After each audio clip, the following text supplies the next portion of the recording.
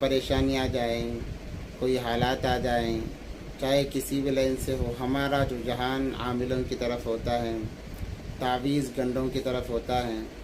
हालांकि ये तमाम के तमाम बेअसल हैं, इनकी कोई असल नहीं है, कोई असल इनकी नज़र नहीं आती है।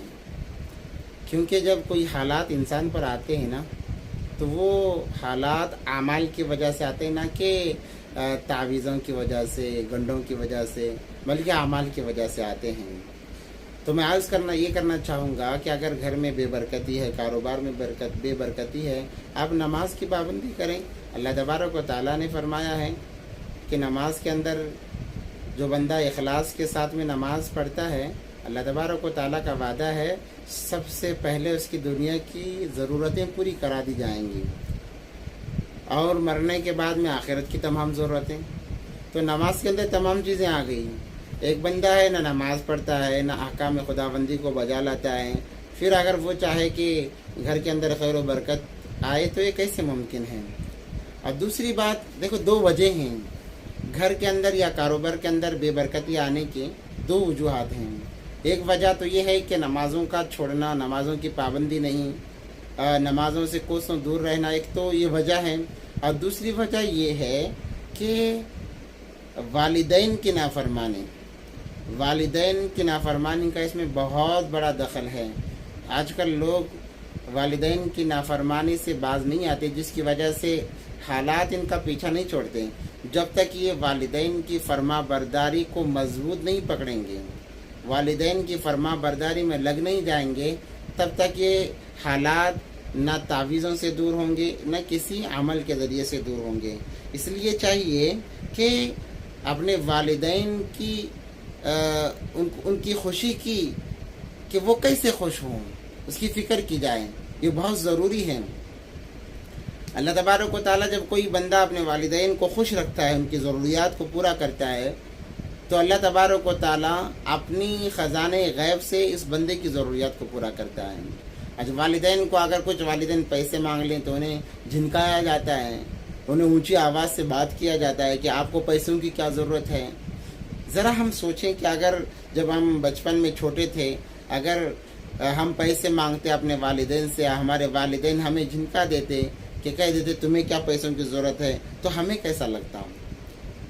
तो उसी को मद्देनज़र रख कर हम सोचें, अगरचे वो खर्च ना करे, खर्च करते भी हों तो कोई बात नहीं। हदीस में आता है कि बच्चे का जितना माल है उस माल के अंदर बाप तसर्रुफ़ कर सकता है।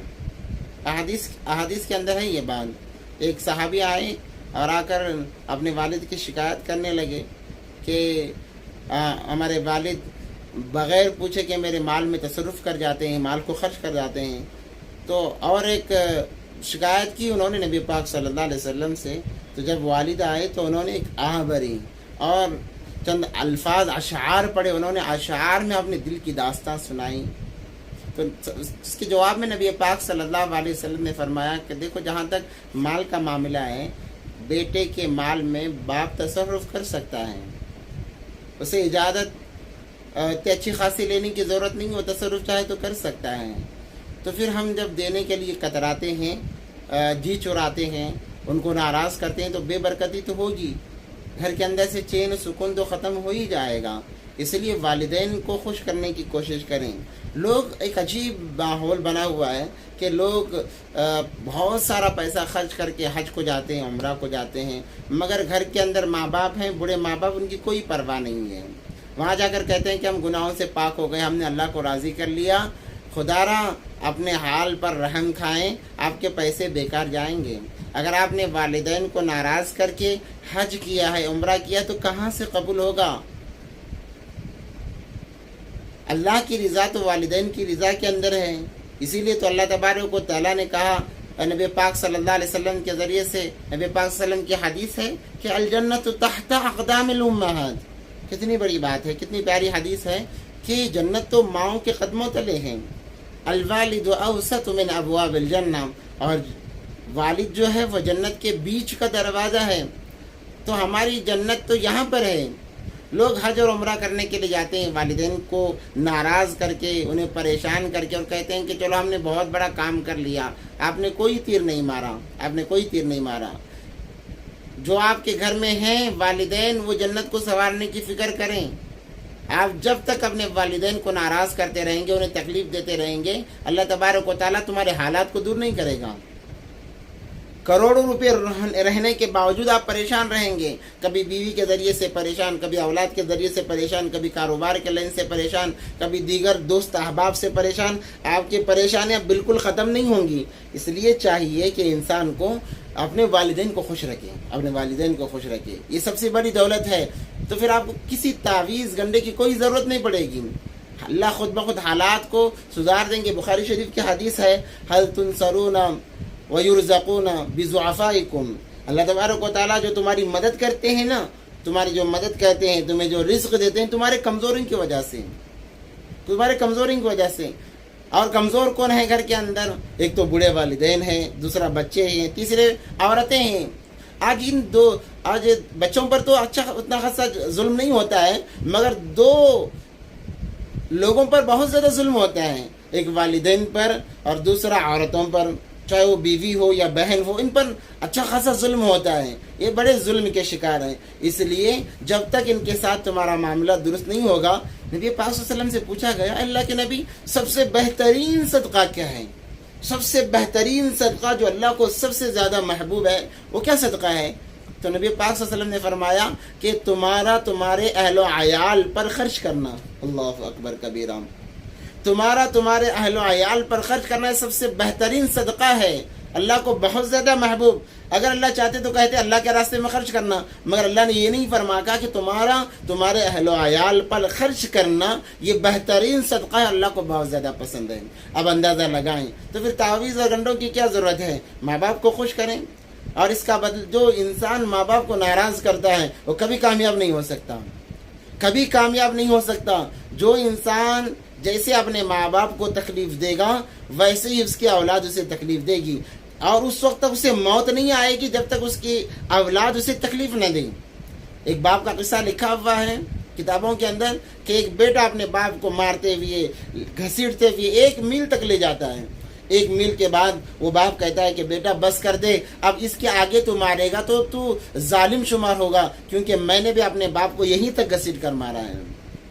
یہ ایک ہاتھ دے اور ایک ہاتھ لے کا معاملہ ہے. اس لیے والدین کے ساتھ بہت اچھا سلوک کریں، ورنہ دنیا بھی برباد ہو جائے گی، آخرت بھی برباد ہو جائے گی. حدیث میں آتا ہے کہ جو بندہ صبح کی نماز کے بعد میں یا پھر گھر میں جا کر والدین کو دیکھ کر مسکراتا ہے، اللہ حج اور عمرے کا ثواب عطا فرماتے ہیں، مقبول حج کا ثواب عطا فرماتے ہیں. ہم جو پیسے خرچ کر کے جاتے ہیں، ہو سکتا ہے کہ قبول نہ ہوا ہو سکتا ہے کہ ہمارا وہ حج اور عمرہ مردود قرار دیا گیا ہو، مگر یہاں پر والدین کو دیکھ کر مسکرانا گویا ایسا ہے کہ یہ مقبول حج کے برابر اللہ تبارک و تعالیٰ ثواب فرما رہے ہیں. اتنا ثواب تو یہاں پر بھی مل رہا ہے، پھر اتنے پیسے خرچ کرنے کی کیا ضرورت ہے؟ ہاں، یہ بات نہیں ہے کہ وہاں پر جانا چھوڑ دیں، جانا چاہیے، اللہ کے گھر کے دیدار کرنا چاہیے، یہ بہت بڑی سعادت کی بات ہے. مگر اس کا مطلب یہ نہیں کہ ہماری اپنی جنت کو ہم بگاڑ لیں، اپنے والدین کو ہم پریشان کر کے جائیں. اس لیے خدا را جس صاحب نے بھی یہ سوال کیا ہے کہ کوئی عمل بتا دیں، میں تو یہی عمل بتاؤں گا کہ اگر ماں باپ تم سے ناراض ہیں، کوئی حالات آئے تو دیکھیں کیا میرے ماں باپ مجھ سے ناراض ہیں، جاؤ ان کے پاؤں میں پڑ جاؤ، کہو ابا جی معاف کر دو، امی جی معاف کر دو. وہ معاف کر دیں تو کہہ دینا میرے لیے دعا کر دیں. ان کی دعا ہی تمہاری بے برکتی کو دور کرنے کے لیے کافی ہے. لوگ علماء کے پاس جاتے ہیں، کہتے ہیں کہ حضرت دعا کر دیجئے، مفتی صاحب دعا کر دیجئے. اچھی بات ہے، جانا بھی چاہیے، مگر تمہاری والدین کی ایک دعا حضرت کے دعا پر کئی گنا زیادہ اثر کرتی ہے. اس لیے والدین سے دعائیں کرائیں، ان کی خدمت کریں، بولنے سے پہلے خدمت کریں. لوگ کہتے ہیں کہ اب ہم بڑے ہو گئے، ہمارے بچے ہو گئے، ہم کیسے خدمت کریں؟ ارے ان کے لیے تو تم بچے ہی ہو، تو کیا حرج ہوتا ہے؟ جیسے تمہارے بچوں کے لیے تم ماں باپ ہو، تمہارے لیے وہ ماں باپ ہیں، جاؤ ان کی خدمت کرو، کوئی مسئلہ نہیں ہے. اور جو لوگ نافرمانی کر رہے تھے، والدین فوت ہو چکے، چلے گئے ہیں، دنیا سے چل بسے ہیں، تو ان کے لیے ہے، نبی پاک صلی اللہ علیہ وسلم نے فرمایا کہ جو انسان جمعے کے روز، جمعے کے نماز کے بعد میں والدین کی قبر کی زیارت کرتا ہے اور ان کے لیے ایصال ثواب کرتا ہے، اللہ نے جو مال دیا ہے، اللہ نے جو مال عطا کیا ہے، اس مال میں سے والدین کے ایصال ثواب کے لیے خرچ کرتا ہے، صدقہ خیرات کرتا ہے، اللہ سے فرما برداروں میں شمار کریں گے۔ آج تو قبرستان جانے کا معاملہ ہی پیش نہیں آتا، کہتے ہیں کہ کیوں جائیں، چلو کبھی چلے پہ چلے گئے یا برسی پر چلے گئے، پھر کبھی یاد آیا تو چلے گئے۔ ایسا نہیں ہونا چاہیے، والدین کی قبر پر ہر جمعہ کم سے کم جانا چاہیے اور ان کے لیے ایصال ثواب کرتے رہیں، آپ کے گھر کی تمام پریشانیاں ختم ہو جائیں گی۔ ایصال ثواب سے کیا مراد ہے؟ قرآن پڑھ کر بخش دیں، یا ان کے نام پر غریبوں کو کھانا کھلائیں، یا پھر غریبوں کو کپڑے دیں، یا پھر ان کے نام سے ایسا صدقہ جاریہ کریں جو ہمیشہ کے لیے چلتا رہے، ویسے کچھ کام کریں جس کی وجہ سے انہیں قبر کے اندر راحت ملتی رہے، ان کے لیے قبر کے اندر ایک چین و سکون کا ذریعہ بنے۔ جتنا آپ ان کے نام پر خرچ کرو گی، اللہ تبارک و تعالیٰ تمہیں فرما برداروں میں بھی شمار کرے گا، اور ان کی راحت کے ذریعے سے اللہ تمہیں بھی راحت پہنچائے گا۔ اس لیے والدین کے لیے ایصال ثواب کرنا بہت زیادہ ضروری ہے، بہت زیادہ ضروری ہے۔ آپ خرچ کرو، اللہ نے دیا ہے، اور ان ماں باپ نے تمہاری پرورش کر کے تمہیں پڑھا کر اس قابل بنایا کہ تم لاکھوں کما سکو۔ آج ان کے نام پر تمہارا ہاتھ نہیں اڑتا کہ 100 روپیہ خرچ کر دیں، 1000 روپیہ خرچ کر دیں۔ بڑی عجیب بات ہے۔ اس لیے میں کہتا ہوں کہ جن کے والدین نہیں ہیں وہ اللہ سے بھی توبہ کریں، اور ان کے ملنے جلنے والوں سے، والدین کے اگر والد کے بھائی ہیں تو ان سے والد جیسا معاملہ کریں، اگر والدہ کی بہن ہے تو ان سے والدہ جیسا معاملہ کریں، یا پھر ان کے دوست و احباب کے ساتھ تعلقات کو باقی رکھیں، ان کے نام سے خوب ایصال ثواب کرتے رہیں، خوب لٹاتے رہیں، جتنا لٹاؤ گے کم ہے ان کے لیے، کیونکہ اگر وہ نہ ہوتے تو ہم بھی نہ ہوتے۔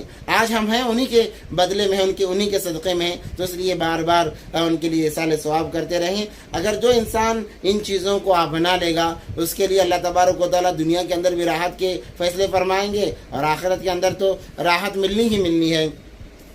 اور دوسرا ایک سوال ہے جو کہ کافی لمبا بھی ہے، انشاءاللہ اور کبھی اس سوال کا جواب دیا جائے گا۔ اللہ سے دعا ہے کہ اللہ تبارک و تعالیٰ ہم تمام کو ان باتوں پر عمل کی توفیق عطا فرمائے۔